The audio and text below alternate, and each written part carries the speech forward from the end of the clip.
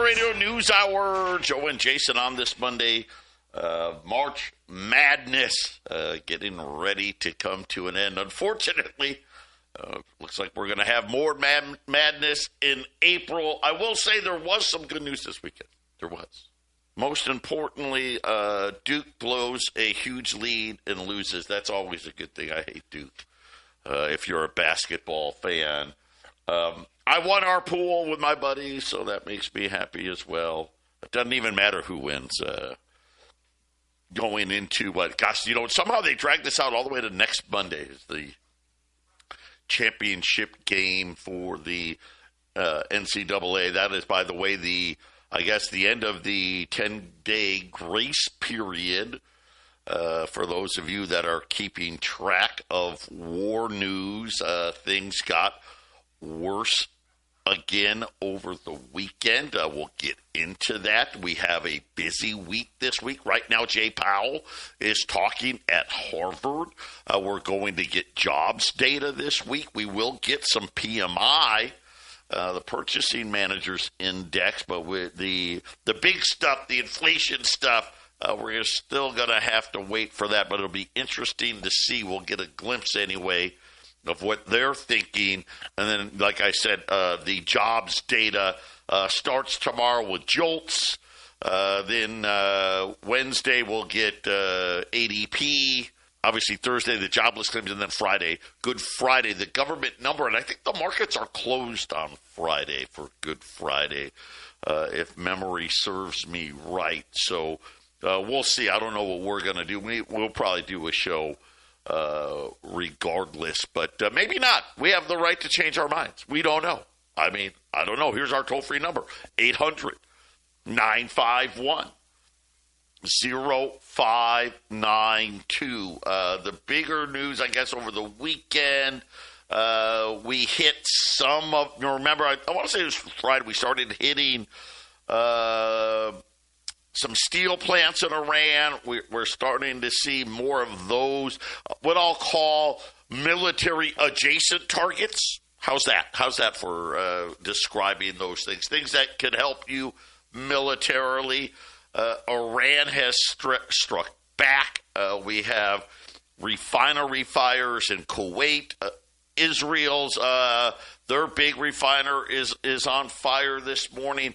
We had a strike at a desalination plant. Interesting, this was in Kuwait, and the Iranians are saying the Israelis did it. So I don't know, but that's what the Iranians said. But the biggest thing is the Iranians hit back at an aluminum plant. So some of the world's biggest smelters are in the Middle East, at least for aluminum, and looks like we're going to add that to the list of stuff that's going to start costing more money. But this morning, the president didn't waste any time, kind of saying, I'll call it what Trump does. Kind of talked out of both sides, if you will. First saying that he needed the Iran to immediately reopen the Strait of Hormuz.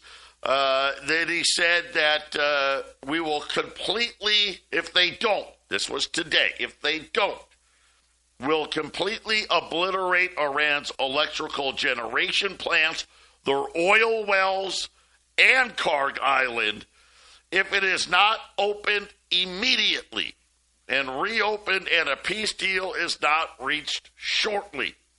So that was like the tough talk, right? But then he said that they're in serious discussions with the Iranians, with the new and what he said, more reasonable regime to end the military operations, and said that great progress has been made. And it's like, well, wait, what? Those two things don't kind of go together, do they? Right? Well, we're going to blow up everything, but great progress has been made. I guess, Jason, again, we'll have to see what's going to happen, but I'll say this. I'm a little doubtful because the Treasury Secretary Scott Bessent came out after all of this and said that the Strait of Hormuz will not reopen, or retaking will happen over time. And of course, as I told everybody on Friday, we're out of time, right?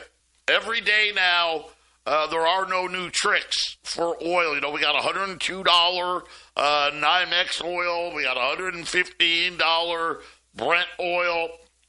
And this morning, it finally happened here in Arizona. The vast majority, at least in the valley, of gas stations, you guys will see it as you drove to work today, broke the $5 mark. We're up to $5.15 for a gallon of gas here in the valley. Of course, we have one of the higher gas prices. Iran continues to say that they are having no direct conversations with the United States, and that the demands at 15 things they have to do is excessive. That's kind of the war news for the day is, hey, we're making progress, but oh, by the way, we're going to blow up everything if you don't open up the Strait of Hormuz. 800-951-0592, Patriot Radio News Hour. We'll be back. Stay with us. 800-951-0592, Patriot Radio News Hour here on this Monday. Let's take a quick look in here. The Dow's up 300, so remember Friday, ugly day again on Wall Street. We'll see how this holds up here. There is talk now, and again, we'll tell it to you first, 9 times out of 10, that the economy is going to be so bad that they'll cut rates instead of raising rates. That's kind of the hopium that is Wall Street today, and I think they're right. This is going to be something where, believe it or not, they are going to be rooting for a terrible jobs number. Anything negative would be awesome, right? Because that would be, okay, see, we want to fight inflation, but the economy, we got to save the economy first. So we'll see how the jobs number comes out this week. Now the Dow's up 250. The S&P is up a few dollars. The Nasdaq's negative. The 10-year note way down a whole basis point to 433. And again, on the hope that the jobs number is going to be really bad and that the Fed's going to cut. They're going to cut rates anyway. But here, we'll play the game, right? We'll play along with everybody. And when we're going to also talk about the dollar. We had terrible auctions last week. Every auction was bad last week. And we're going to update you today on the use of the dollar. And again, a lot of people, me included, think Venezuela and Iran has a lot more to do with buying oil in dollars than anything else. I'm sure there's some other things, but right now oil's up almost $3, just below 103 on the NYMEX, 113 and change on Brent crude. Unleaded gas up another 8 cents. So again, look for higher gas prices. And there's not a lot of good options now. Every day they're just short, right? Short some more.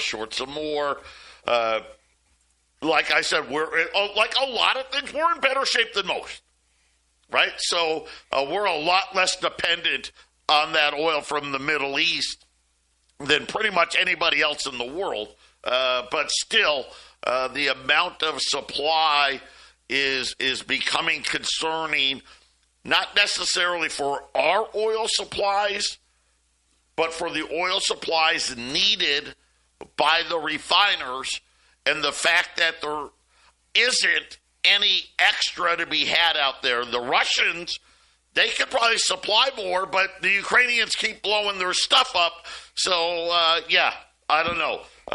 Gold up 40, 45, 35. Silver up $1.20, almost $71 for silver this morning. And Jason, I think a lot of people now, it's interesting how last week it was inflation. And this week Wall Street's like, wait a minute, the economy may suck so bad that they'll lower rates anyway. Yeah, well, they've been on this path to lower rates and print money, so they'll concoct whatever story and create whatever information they need to create that situation. Joe, Trump got elected in 2024. He took office 2025, and everything that was passed last year was about spending. So you can't. I remember a couple of years ago saying, well, what if you have the spending and you have the higher rates? And you were like, okay, that's just not compute. That does not compute. Well, I mean, is there a situation where you keep the rates a little higher to keep you from having hyperinflation, but you have enough spending to keep the markets from falling apart? I mean, is that possible? And that would be a tremendously damaging situation, but I guess it's possible. It's possible. The fear is because the war now, and again, I've laid this out pretty well for all of you guys. This thing had to be over by March, or there was going to be big problems. And we're at big problems because I'm no military expert, but I've been doing radio for 23 years. This has always been a topic of discussion, right? I mean, go back, Jason always reminds everybody, yes, Bill Clinton in the 90s, Iran's weeks away from a nuclear weapon. So it's always been out there, right? And sometimes bigger, sometimes less, but always out there. And so I've done a lot of looking at it over the years. I don't think it's possible for anybody to take control of the Strait of Hormuz unless they're willing to put troops in Iran. Which is what's being prepared for right now. Right. I don't think it's possible.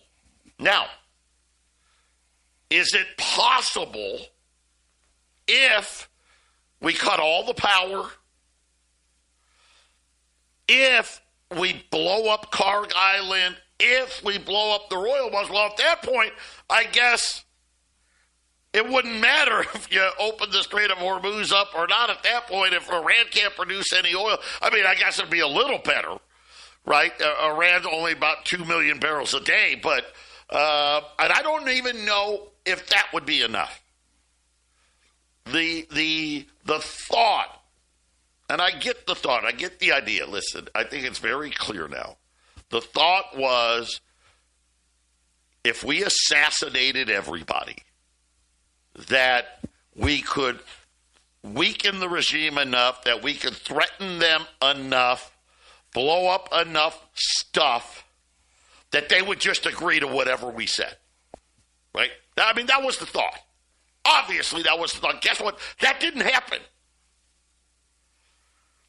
And now we're in a situation where I don't even know, obviously, I think this is what we're left with. We're left with, okay, I'm going to threaten to blow up everything. That's what you're going to make me blow up everything.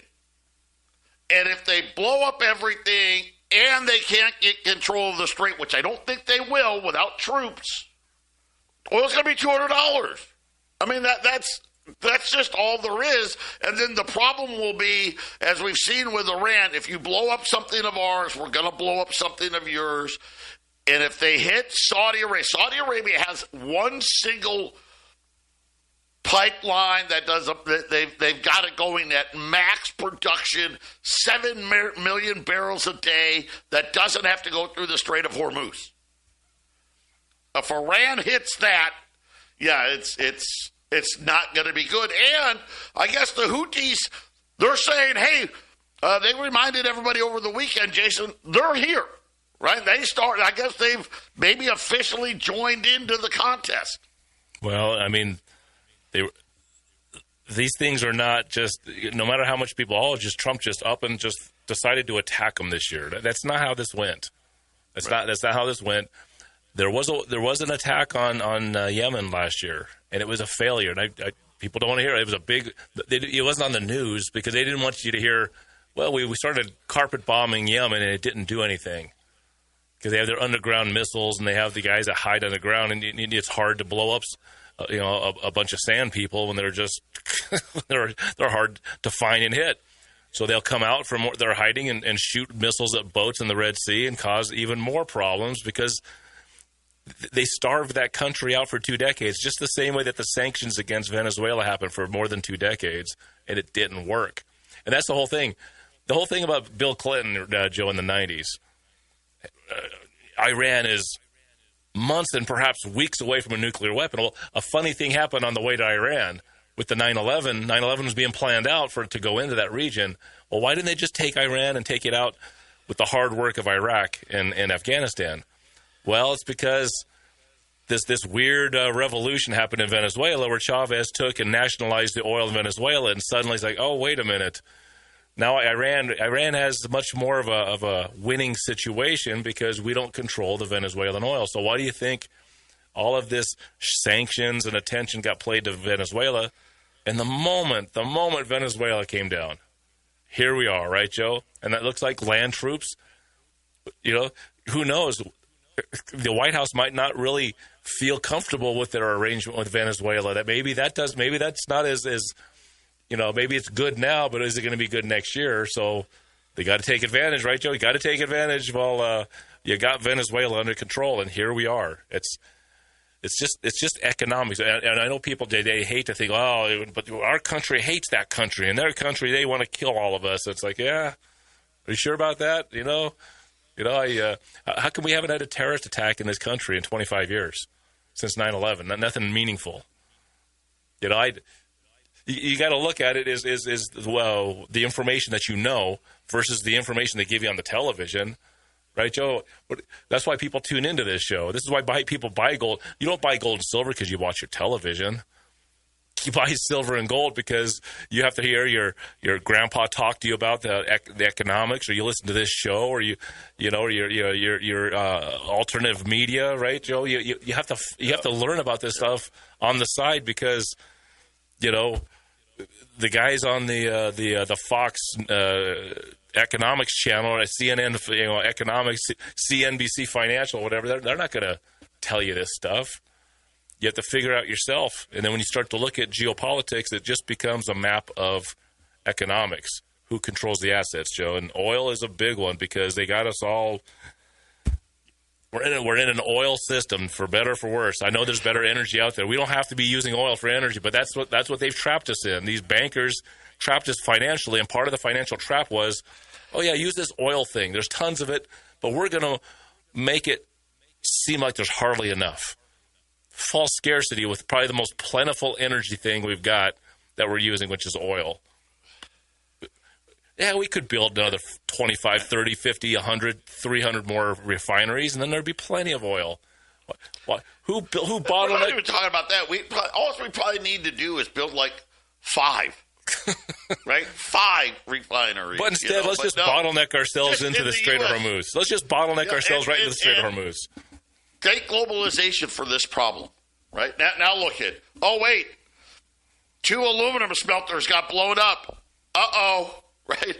Now, if China doesn't turn on the smelters at full blast, aluminum is going to skyrocket, right? We already know about fertilizer and everything else, and it's big. It's a big part of the problem. And, of course, let's face it, why did we do it? Well, we didn't want to build 5 more refineries. We didn't want to drill. Well, I think you and I would like oil. that. But Well, I'm saying, when I say we, I'm talking about the government. the money right? masters don't want that. Right. They didn't want that. Listen, if you we want don't inflation, want to build aluminum smelters. If the right? go- we if the want goal- to close them. if the goal is inflation, then it's supply and demand. And if the demand isn't going to, if you can't really change the demand side as much, but you can change the supply side very easily if you control the supply. We are having false scarcity, which is going to drive inflation, which is going to, in their minds, put themselves in a better debt to GDP ratio that they can continue to charge interest on the fake money that they print, Joe. And on it goes. So let's take a look at the dollar when we get back. The IMF just released the Q4 foreign central bank holdings. See how the dollar did when we return. Yes, ma'am. 800-951-0592. Patriot Radio News Hour. $20 gold pieces. $4,795. Rolls of U.S. Silver Eagle, $1,655 at 800-951-0592. And like I said, something's got to give. Every day that goes by, there's going to be more and more pressure to either A, call it good and leave, whatever deal can be worked out, right? Or no deal and here we go. I'm thinking it's going to be no deal. By the way, that's just what it appears to be. But the IMF released the Q4 total foreign exchange reserves. Okay, so this is, they take everything. How many dollars, right? And then dollars are counted, in treasuries. How many euros? How many? There's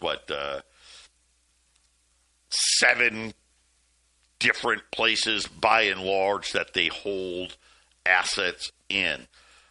It was another drop for the United States, down to 56.8% of all holdings. That is the lowest since 1994. According to the IMF, the United States foreign holdings have not changed in 10 years. So what the IMF is saying is, listen, we've got countries selling treasuries or dumping dollars, but there are companies, or, depending on, some of these companies are owned by the government in these other countries, right? They may be adding some, but what they're saying is, so I just looked, going back to 2016, the debt in 2016, $20 trillion. It's now 40 trillion, right? 39 trillion and change. But by the end, and actually by the end of this year, it'll probably be like 41, 42. But we didn't even go 10 years to double it. Right. And what they're saying is nobody over the last, I shouldn't say nobody, the net sum game is they're holding the same amount of dollars at 20 trillion and now at 40 trillion. So what you wanted to see was, man, they should hold double the amount. And so all of a sudden this percentage keeps getting closer and closer and closer to that below 50%. And of course, remember, I think this is why oil is so important here. When we look at all of the holdings, the euro is in second, okay? They got about 5 trillion less in euros. And then third, fourth, fifth, sixth, and seventh. The yen, the pound, the Canadian dollar, the Australian dollar, and the Chinese renminbi. Those 5 other currencies are separated from top to bottom by $500 billion.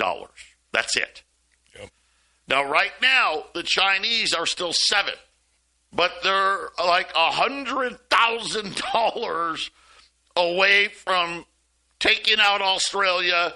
They're like, I don't know, $500,000 from taking out Canada and so on and so forth. I wouldn't be surprised at the end of 2026 if, especially with the troubles in Japan now, if China doesn't move up to say 3rd or 4th on this list. But still, they're, just to give you an idea, they're like $7.2 trillion less than what the United States is right now. So it's not like these are huge dollars that we're talking about here. We're talking about, roughly $10 trillion, give or take, Jason. Well, all those countries you named are dollar dependent, very highly dollar dependent. So China is very dollar dependent. So it depends on in this next few months of this year if they're going to get more dollar dependent, because they've been dumping. They've been trying to separate, right, Joe? They've been trying to have less exposure, but it's. I don't think there's any way you can't have economies that are completely locked tight and not be dollar dependent. I want to point out gold has skyrocketed. It is now the second largest holdings by. Listen, these are central banks. Second largest holdings globally. Double what people are holding in euros, 5.2 trillion.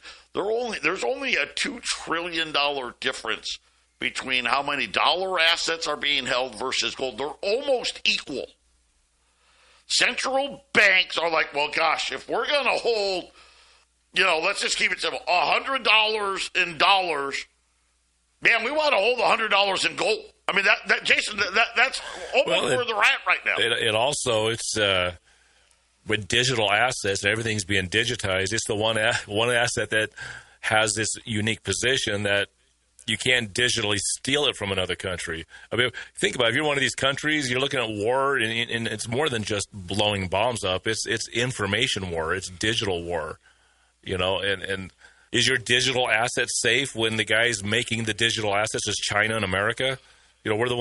China's the ones developing and making the stuff, right? I know that Taiwan's making the chips. All this is very important when it comes to security of whatever digital assets you have. And quite frankly, as currencies get weaker and weaker, gold just gets stronger and stronger. So it all makes sense, Joe. Everyone wants that safe position, even though, hey, they can't rob from you in a safe position. They need to rob from you in a digital position, in a currency position.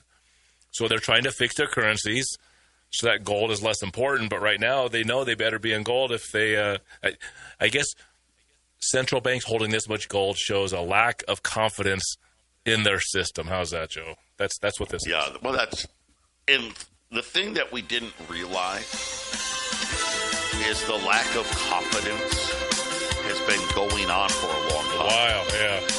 The 08 housing crash was not that was a big heartburn for the world system. Yeah. A long time. And now the numbers are just getting worse. Patriot Radio News Hour, Joe and Jason. We'll be back after the break.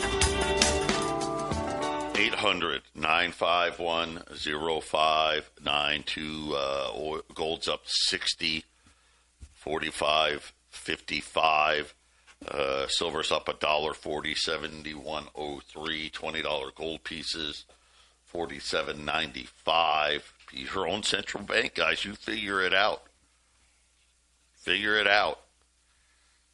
I mean, it's crazy to think over 10 years, foreign central banks don't hold any more treasuries today than they did 10 years ago. It's not good. It's not good. Look at these auctions, how bad they were. And these weren't even tough auctions. right? There was no 20 or 30-year auctions last week. These were like 2-year, 5-year, 7-year. Yep. Not good. The folding over of debt is quickening in a major way. And it's going to get to the point where we're almost going to be redoing our debt, folding over the debt in 6 months, Joe. I mean, I saw that we were supposed to have several years of this really bad, debt replacement.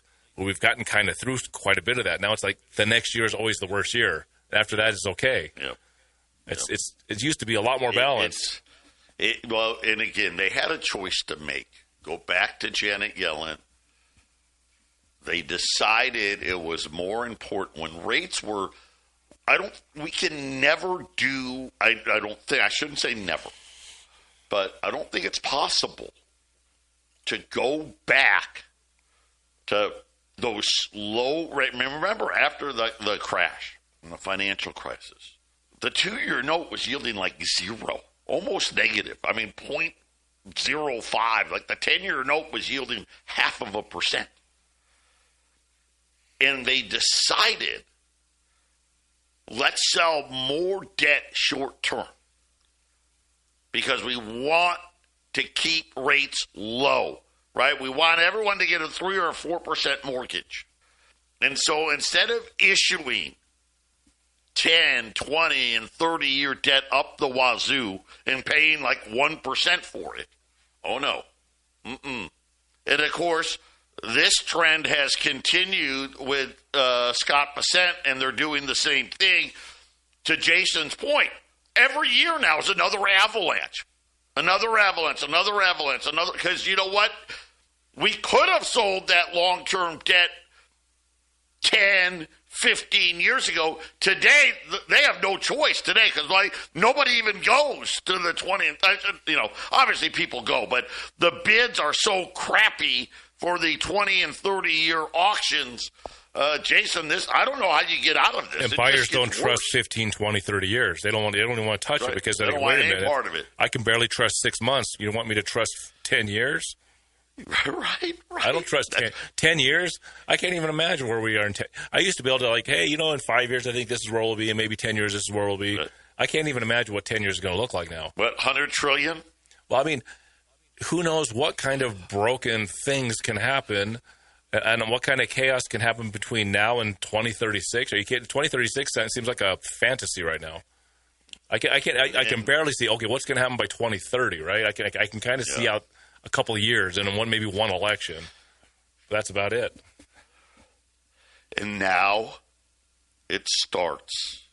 Christmas may be tough this year. Sony hiked their PlayStation game consoles. They did that, I want to say, like a week ago. Today, due to the global shortage of semiconductors, specifically memory chips and other factors, Sony will now stop supplying memory cards for the foreseeable future. You think about these memory cards, right? They go into like your phones, your cameras, obviously your video game consoles. Sony, they're huge. And Jason, here we go, right? This is another one of these things. The longer this goes, because we have this, global supply chain where any breakdown in it anywhere causes all of these issues. Here we are. Now, could you imagine what if there's no game consoles for Christmas? Oh my gosh. Parents will freak out. They're already having stay-at-home orders in Asia, right? Have you seen these stay-at-home orders? They don't even work at home, don't go out, don't drive your cars. We don't have fuel for you. I mean, it's just starting. I don't see an end to it either, Joe. I can't believe oil is at just barely $100. It's actually shocking to me that the world hasn't panicked like it normally does. But I think they've controlled the panic until, maybe they just need they unleash the panic at a later time, Joe. I mean, we don't know the timing of what needs to be done. Listen, could you imagine? Because right now, in all honesty, with what Donald Trump said today about blowing up everything. I That should just make the markets go berserk. Should we have oil, closer to $150? Yup. But I'll just say this: gas just broke $5 here, and of course it didn't do it by like a couple cents. It goes right to $5.15. What would people do? Because I'm assuming at $150, where are we? $7-8 a gallon, right? I mean, it's like people. The people watching the news have fear porn exhaustion. Right? I mean, maybe that's how you know what? Well, if oil prices get high enough, the short, like I'm telling you, every day we're short another 10 million, short another 10 million barrels, another 10 million barrels, right? Because we're out of tricks. But if gas gets high enough, hey, now we're only short 5 million barrels, right? I mean, right? I don't know. I don't know what they're waiting for. Maybe we'll find out on Monday. Not enough false scarcity yet is what I'm thinking. Right? Hello, right? Hasn't gotten here yet. That's kind of scary. Patriot News Hour. Final segment coming up.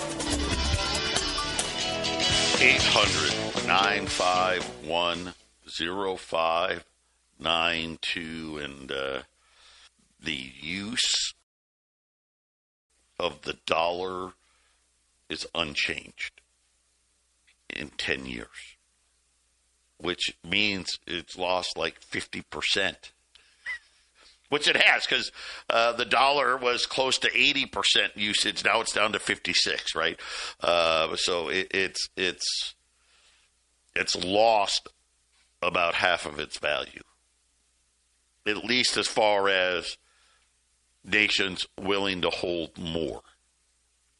Gold, heck, wasn't even... 10 years ago, you still couldn't even count it as a Tier 1 asset. I mean, they still held it. Not only is it now a Tier 1 asset, it's the second largest holdings in the world. And it's not even close. It's not even close. Matter of fact, they're approaching parity with the dollar. As central banks continue to add to their holdings. Here's what they're not doing. They're not adding dollars to their holdings. And think about it. Think about how much less dollars or less oil you can buy today with the same amount of dollars from 10 years ago. Right? Because let's face it, that's mostly what countries hold dollars for, to buy oil. It's crazy. It's crazy when you really look at it. I hope you guys are smart here. This is not, I'll say this. The Iran war gave an opportunity to buy gold and silver cheaper. That's what it did. Right?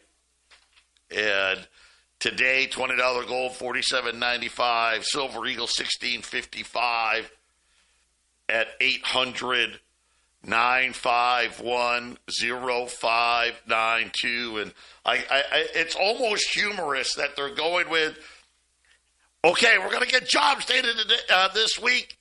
Let's hope it really sucks. So that way we can go ahead and cut rates. Fed Governor Mirren was on TV this morning. He told everyone, Jason, he still thinks they can cut a whole point this year. I think they definitely can. Yeah. Why not? Point. Why not? Right. I was looking at the U.S. debt clock. What does it matter? Well, that's what I was looking. There's not a timeline here. Now I have so I'm looking, sometimes I'll look at the U.S. debt clock when Joe's throwing these numbers around. U.S. total interest paid. Now, is that this year? It doesn't say the time frame, but it's the U.S. total interest paid includes household, business, state, local governments, financial institutions, and the federal government. $6.2 trillion. That means your credit cards, guys out there, your mortgage interest. When we say total interest paid, let's just say it's this year. I don't know if it's a 1 year total, because the federal government's only $1 trillion for a year. That means the rest of everything else is over $5 trillion. So I'm looking at that and I'm like, hey, everybody, that's everyone should know who gets the interest. Who gets the interest, guys? The banks get the interest. Be it small or be it large or be it a central, that's who gets the interest. $6 trillion. $6.2 trillion. I don't know if that's a 1 year total, Joe. It's not saying the time scope of that number. I believe it's a rolling 1 year type of a number. And, of course, you're seeing the number tick up every day, right? It gets bigger, right? Bigger. Patriot Radio News Hour. Wrapped up on Monday. See what... Going to be a crazy week. Good Friday ought to be... Well, of course, the markets are closed. So, 3-day weekend for you now. Maybe.